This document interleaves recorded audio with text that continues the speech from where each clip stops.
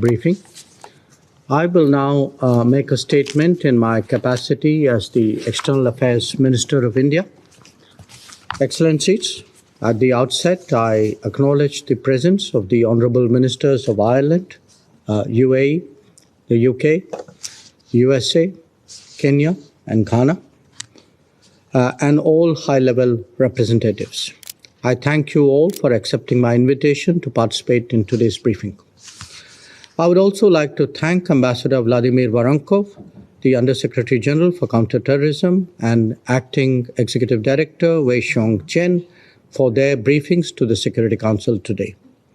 We value the work of the UNOCT in leading the UN efforts to assist member states by providing them necessary capacity building through its various global programs. I also thank Nurse Anjali Kulte, a valiant victim of the 26/11 terror attacks from whom you've heard just now, who has vividly shared with us her recollection of the human costs of terrorism. Her testimony is a stark reminder to the Council and the international community that justice is yet to be delivered to the victims of several terrorist incidents, including the 26/11 Mumbai attack. This Council is well aware that terrorism is an existential threat to international peace and security. It knows no borders, nationality, or race, and is a challenge that the international community must combat collectively. India faced the horrors of cross-border terrorism long before the world took serious note of it. Over the decades, we lost thousands of innocent civilian lives, but we fought terrorism resolutely, bravely, and with a zero-tolerance approach. As Prime Minister Narendra Modi has declared, we consider that even a single attack is one too many, and even a single life lost is one too many. So we will not rest till terrorism is uprooted. Today's briefing is part of India's ongoing efforts in the Security Council to reinvigorate the counter-terrorism agenda. And that is overdue because the threat of terrorism has actually become even more serious. We have seen the expansion of Al-Qaeda, Daesh, Boko Haram, and Al-Shabaab and their affiliates. At the other end of the spectrum are lone wolf attacks inspired by online radicalization and biases. But somewhere in all of this, we cannot forget that old habits and established networks are still alive, especially in South Asia. The contemporary epicenter of terrorism remains very much active, whatever gloss may be applied to minimize unpleasant realities. On this occasion, let me therefore highlight 4 specific challenges with which the counter-terrorism architecture is currently grappling. 1. The issue of terror financing and state culpability, whether by commission or omission. The world may no longer be willing to buy the justifications and cover-ups as in the past. Through bitter experience, we know that terror is terror, whatever the explanation. The question now arises as to the responsibilities of the state from whose soil such actions are planned, supported, and perpetrated. 2. Ensuring the integrity and accountability of the counter-terror multilateral mechanisms and their working methods. They are on occasion opaque, sometimes driven by agendas, and at times even pushed without evidence.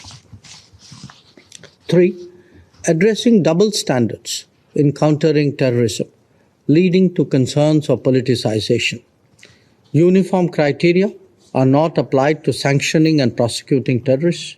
It would seem sometimes that the ownership of terrorism is more important than its actual perpetration or its consequences. And 4, countering threats from the misuse of new and emerging technologies by terrorists. This is likely to be the next frontier of our battle. Let me dilate on each of these aspects briefly. By now, it is well established where and how terrorist organizations operate and under what kind of protection. Activities like recruitment, financing, and motivation are often done in the open. The days when it could be said that we were unaware are now behind us. Consequently, assigning responsibility is that much easier. The response of the sponsors of terrorism is not to give up, but to conduct and execute their agenda at an arm's length. To do this, they create narratives of limitations and difficulties. We buy such explanations at our own peril. The suggestion that states who are apparently capable on everything else but are only helpless when it comes to terrorism is ludicrous. Accountability must therefore be the bedrock of counterterrorism. The working methods of relevant mechanisms is also a subject of legitimate concern and debate. At one level, we have seen protections that come close to justification. Then there are evidence-backed proposals that are put on hold without assigning adequate reason. Conversely, there have even been recourse to anonymity so as to avoid taking ownership of untenable cases. The third challenge is how do we deal with differential standards both inside and outside the Council. For too long, some have persisted with the belief that terrorism is just another instrument or stratagem. Those invested in terrorism have used such cynicism to carry on. It is not just plain wrong, but could be downright dangerous, even for the very people whose toleration extends this far. The fourth challenge is the growing potential for the misuse of new and emerging technologies by extremists, radicals, and terrorists. Over the years, they have diversified their funding portfolio and expanded the recruitment toolkit. They exploit the anonymity afforded by new and emerging technologies such as virtual currencies for fundraising and finances. Terrorist groups are taking advantage of the openness of democratic societies, spreading false narratives, inciting hatred, and radicalizing ideologies. Taking all these into account, we need to adopt a comprehensive, contemporary, and result-oriented approach to this set of challenges.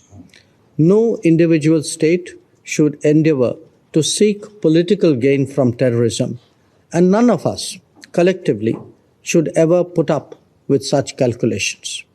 When it comes to tackling terrorism, we must overcome political differences and manifest a zero-tolerance approach. When we began our current term in the Council last January, I had proposed an 8-point action plan on counter-terrorism to this very Council. I'm glad that some of the action points have found reflection in the presidential statement to be adopted by the Council at the end of this meeting.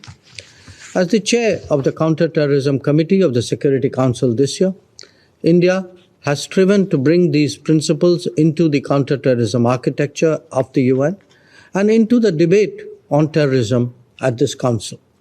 We were privileged to host you all in Mumbai and Delhi during the special meeting of the Counter-terrorism Committee in end October.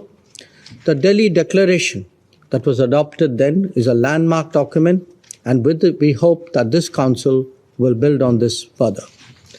Let me conclude by emphasizing that we cannot let another 9/11 of New York or 26/11 of Mumbai happen again. In the last 2 decades, terrorism has been significantly countered and its justification delegitimized. But this remains work in progress. Combating terrorism is a battle in which there is no respite. The world cannot afford attention deficits or tactical compromises. It is most of all for the Security Council to lead the global response in this regard. Today's briefing is another step in that direction. I thank you, and I now resume my duties as chair.